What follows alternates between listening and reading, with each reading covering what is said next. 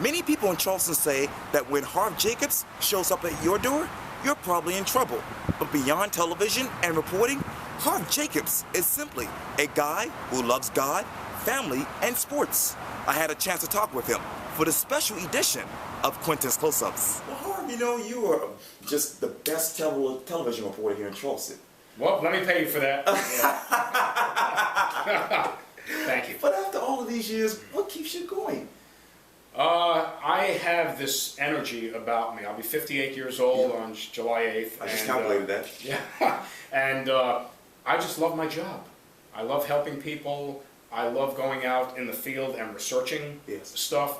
I don't like being handed a story that's already set up. Sometimes you have to do that, but I'd rather have the news director say to me, hey, go out, get what you can, and see what you bring back. And it's very rewarding when you were able to get what you set out to get, and when you don't get what you set out to get, sometimes it's disappointing, but just pick it up and move on. You know, I want to take you back down memory lane to July of 1994, when you were hired here at Channel 5 as a medical reporter back then. Yes. You were just unemployed because of, you know, then Mayor Bobby Kennard, if I... Kennard. Yeah. A lot of people pronounce that name wrong. Yeah. Tell me, did you ever think you would get back into television at that particular time? That's a great question. After I lost my job in North Charleston, I applied for jobs all over the country in public relations, in government public relations, because that's what I was doing. I didn't think I'd get back in this business. I applied for a job in Wilmington, Delaware, believe it or not, that I came close to getting, but I didn't. Oh. And I really didn't want to leave Charleston, Quintin. I love this city. I've been here since 1979, as you know, and the last thing I wanted to do was have to leave Charleston. So I got the call to come in, and the news director at the time told me that there's no reporter opening right now, but there will be one at the end of the year, December of '94. And he said I would have to be the medical producer. And what we did back then is I would do the interviews, most of them, for the medical pieces we did with MUSC at the time. There were 3 a week, and I would write them, and Debbie Char would voice them. Yes. And it was a great experience because that re-taught me how to write news packages again. Because I've been out of it for a few years, and you know, you have to relearn to do it again. Oh, yes. And then come December, the crime reporter's contract was up, and he moved on to somewhere else. Yeah. And I was given the crime reporter's job. And was that Steve Price? Steve Price, yeah. I think he's in San Diego. San Diego, yeah. Follow him on Twitter. Yeah, yeah. And so I was very blessed to get that job, and I am who I am now, 19 years later. And you know, from what I read too, you kept in touch with Bill Sharp. Yes. And he was really lobbying the news director then to get you on television because you were scooping all the competition. Well, you know, it's funny. While I was working in North Charleston, the job was great at first, but it got very contentious later on. The mayor couldn't get anything passed, and he resigned in the middle of his term. Yeah. And all that time, when things started getting crazy, I wanted to get back into television. And Bill, God bless him, was lobbying for me every day, and lo and behold, it worked. And speaking of Bobby Kennard, unfortunately, he committed suicide in 2010. Yes, it was very sad. Bobby had a lot of problems. I don't know if he still had the post-traumatic stress disorder from Vietnam, which I think he did have, and he had a lot of personal issues in his life. And he was a great man. I want to talk to you about his memories. He was my divorce lawyer. You know, I'm happily married now to my beautiful wife, my second beautiful wife, and that's why you practiced law. Yes, he did. And I'll never forget my first divorce. All he asked for was a television set. He wanted no money. I said, okay, you can have the TV. And that was pretty much a quickie divorce. And I played softball with Bobby, too. And when he got the mayor's job, when he beat John Bourne, the only mayor the city ever had, he called me a couple months later and said, hey, I want you to be my spokesman. I was at Channel 2 at the time. I was the morning anchor, and I was also the assignments editor. That's right. And I was very bored with my job at the time in TV. I wanted to be out in the street, and the news director at the time said no, wanted me to stay on the desk, which is fine. So I decided it was time for a new chapter in my life, and that's when I got into television. And talk to me about that life-changing call in October of 1991, if I recall. What was that like? What, from Bobby Kennard? Right. Yeah. It was a very tough decision. I mean, I was single at the time, and so I had no family at the time holding me back on making a decision. Sure. And I said, maybe this is what's meant to be right now. Maybe I need to do something different. And I didn't know much about politics. In fact, I hated politics. I still hate politics, I'll be honest with you, but I have to cover it sometimes. Oh, yeah. But because politics is what it is, sometimes it's not the truth, and I'm not going to lie, and so I said, okay, maybe this is time. And at first it was very smooth, but once he got elected mayor, God rest his soul, he didn't want to be out in the forefront. He wanted me out in the forefront. Oh. So I was making all his TV appearances Right. for him, a lot of public appearances for him. Remember And, you know, it's part of the job, Right. but it was a little more than I thought I'd have to do, but it was a great experience. Yes. And let's talk about even before then. You spent 5 years at Channel 2, that is, as the assignments editor. But you actually were the first police reporter. Yeah, let me tell you, that's a very interesting thing. I was working for WCSC-AM. Right. Before that, as you know, I don't tell you that. And the stations were being sold. Channel 5 was being sold, and the 2 radio stations were being sold. Right. And I saw the handwriting on the wall. I saw that, you know, they're going to change formats. Oh, yeah. AM radio news was starting to fade out. It was not cost effective. So the news director of Channel 2 at the time called me, Mike Sullivan, great guy, I'll never forget it.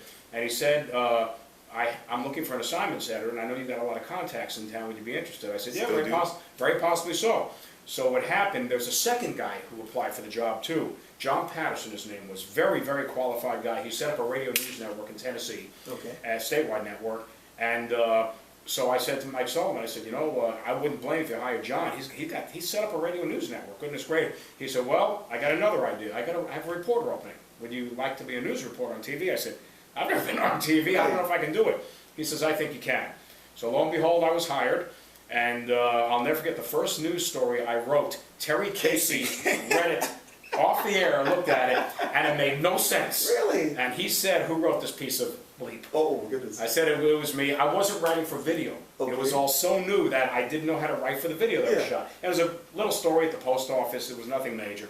And I learned that day and became a pretty good reporter, and it's very tough. We were the #3 station at the time, I think, in the market. Yeah. And, you know, it's very tough. Thank God we're #1 right now. We'll get to that later. Yes, But anyway, it was tough. But like I said, it was a learning experience. And then what happened, John Patterson got offered a job at Senator Holland's office, his press secretary in Washington. Yeah.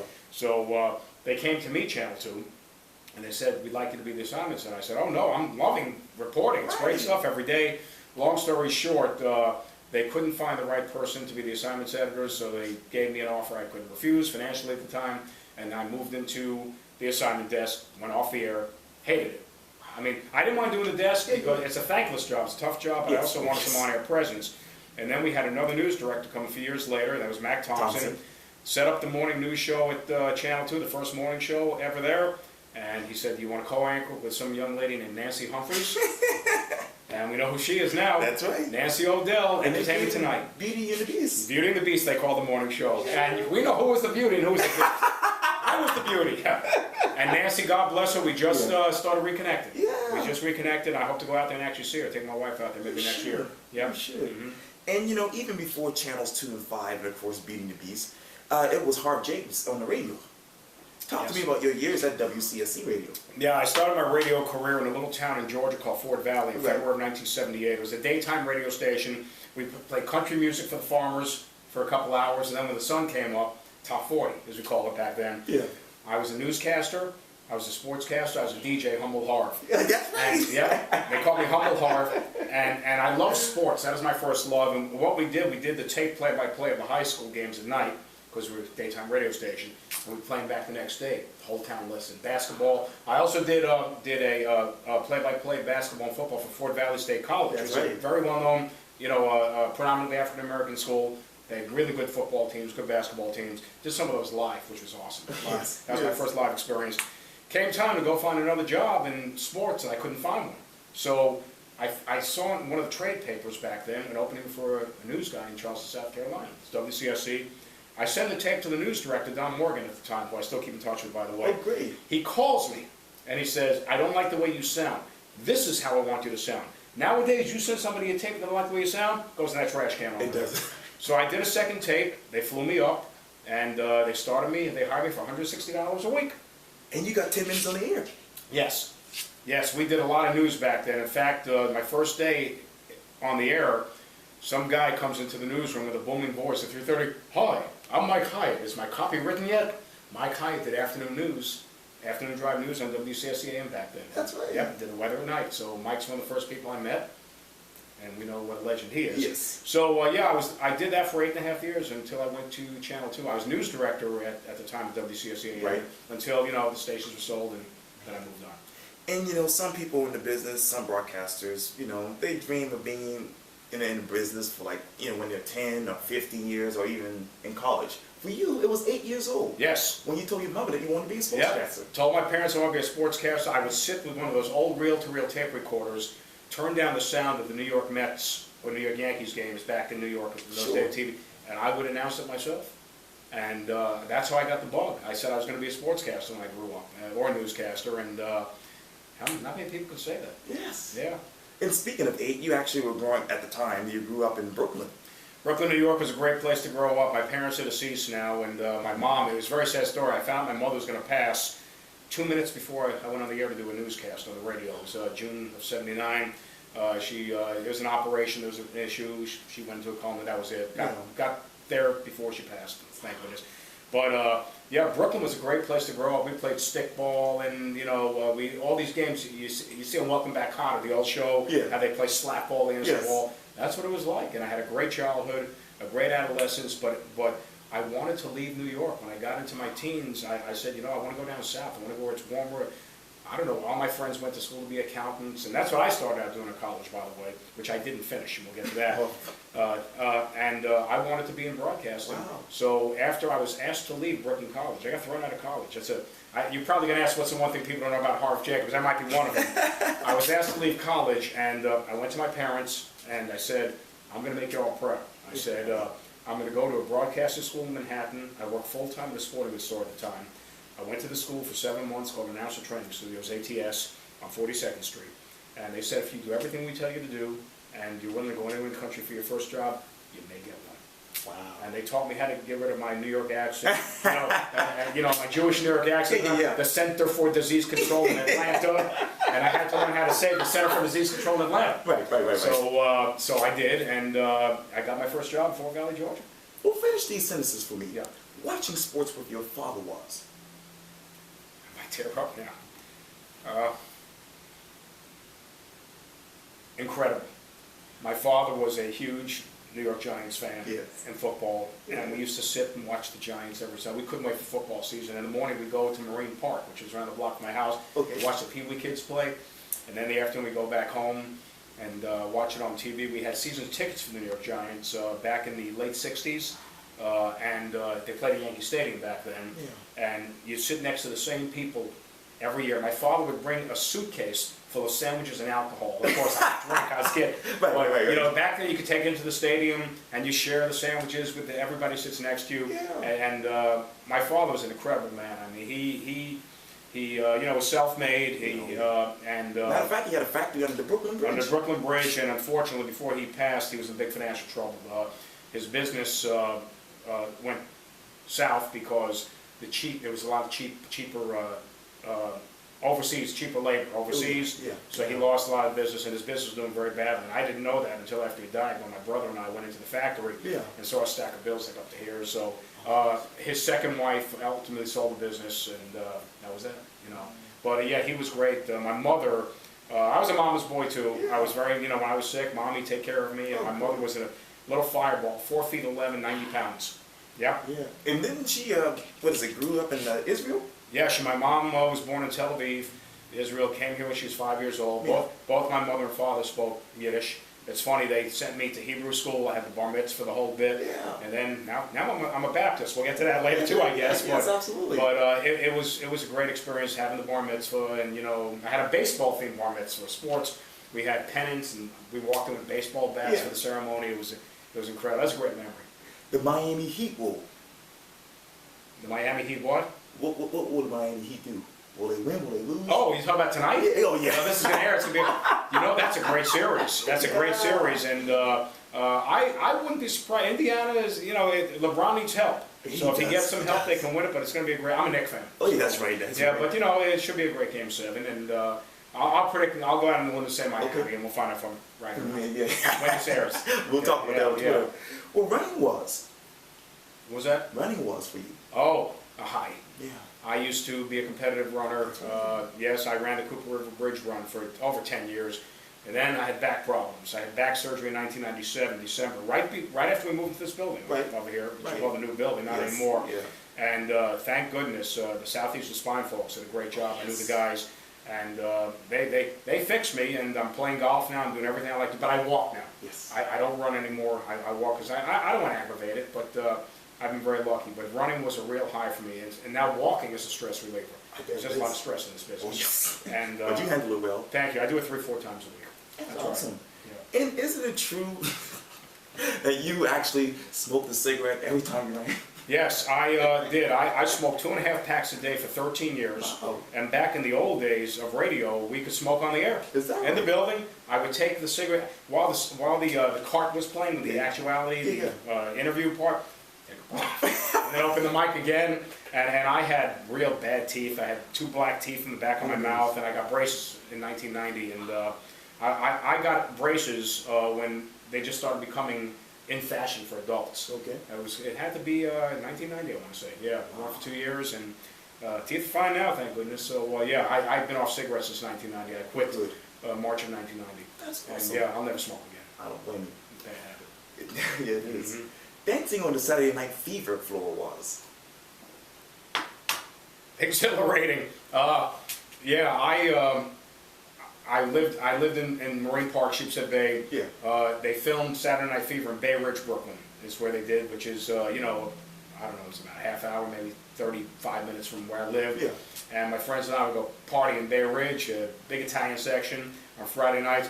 I wore my powder blue leisure suit. Picture this. In the 1970s. I know. I had hair down to about here. Really? I wore these puka shells around my neck. Is that right? And I had my marshmallow shoes. Wow. Marshmallow heels, blue, and I would dance up a storm. I was awful. My wife still says I'm an awful dancer. She won't dance. She won't want to slow dance with me. Oh, God, I don't wait. Yeah, but that was fun. That was Yeah. part of my teen years. Well, talk to me about Sheepshead Bay High School. Sheepshead Bay High, I'm going to tell you, a lot of people can't say this, I was able to walk to all of my schools when I was a kid. Never had to take a bus. My elementary PS 194 was a block away. Junior high school, which would be middle school, we went through 6th grade in elementary and through 9th in junior high. That was a block away, or 2 blocks away. Sheepshead Bay High was a little more of a walk. I had a great high school experience. I had a lot of friends, and it was cool. My grades were good. I think I had an 85 average when I graduated because I didn't try as hard as I should have. Okay. But the one thing I remember about Sheepshead, they didn't integrate until the year after I graduated. Wow.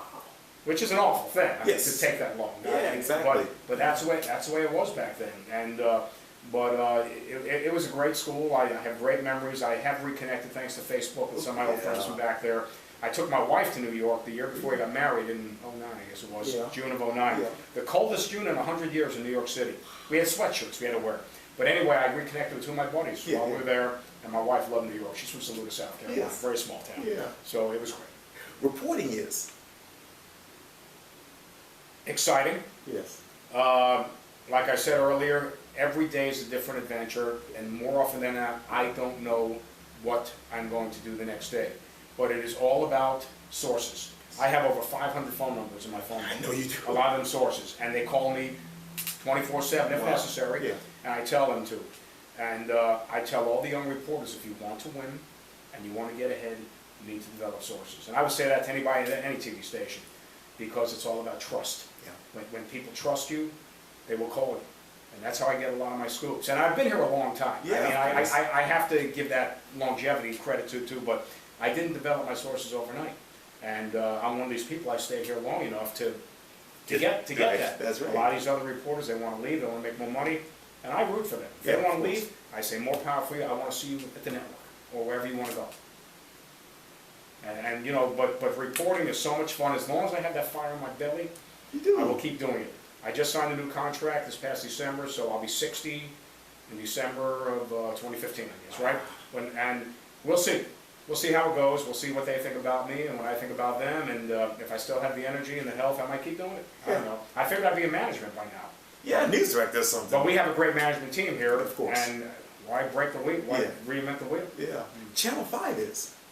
Family. Yes. We really are like a family. I don't hang with the people after work as often as I do anymore because I'm older, but I have my neighbors I hang out with, but we do some functions together, you know, getting ready to celebrate our 60th anniversary. We're going to have a big party this Sunday in Mount Pleasant.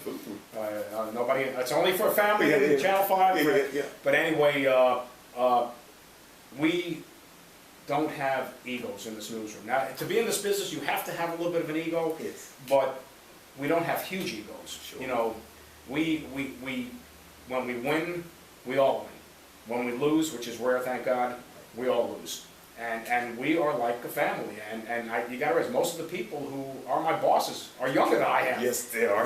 But I deal with it, and I think we have a great mix of youth and experience here. We've got people like, and I hope I don't leave anybody out, you know, Bill, Debbie, Roth, Ann, Bill Walsh, and myself, you know, on the experience side. Right. But you know, we've got, you know, the younger generation too, coming in, and they look up to us, and it's a great mix of people. Yes. Let's talk about the love of your life, Gina, you mentioned earlier. For those who don't know, who is Gina? I met her on a news story back in June of 2006. Her best friend was running for State House at the time, Suzanne Piper, who just moved away to Pennsylvania, but we love Suzanne.